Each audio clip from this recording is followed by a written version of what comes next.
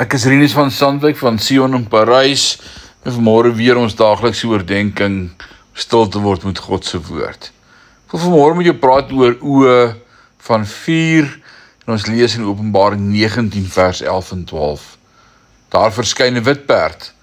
Sy ruiter word die getroue en betroubare genoem. Hy oordeel op 'n regverdige manier en voer ook so oorlog. Sy oë was soos 'n vuurvlam. En op sy kop was daar baie heerserskrone.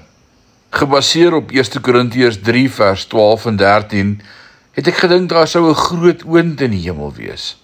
'n Soort oond waarin al my werk geskop sou word.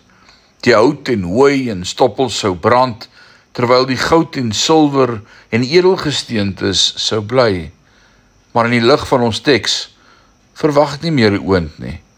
In plaas daarvan verwag ek dat Jesus net na my sal kyk en alles in my lewe wat waardeloos is, sal aan die brand steek en verdwyn.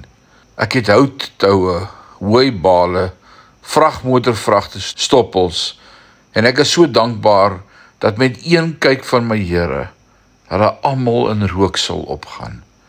Neem jou enigste seun na die berg Moria, het God Abraham beveel in Genesis 22 vers 2.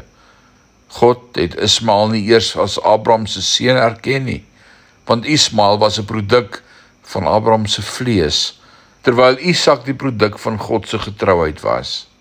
Ek is mal hieroor, want die meeste van ons het 'n klomp Ismaels wat rondhardloop, dinge wat ons in die vlees gedoen het, terwyl ons probeer het om God te help. Maar God erken hulle nie eers nie.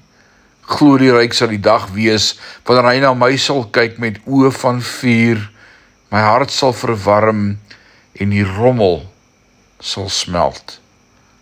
Kom ons hou ons oë op God. Mag jy 'n geseënde dag hê. Amen.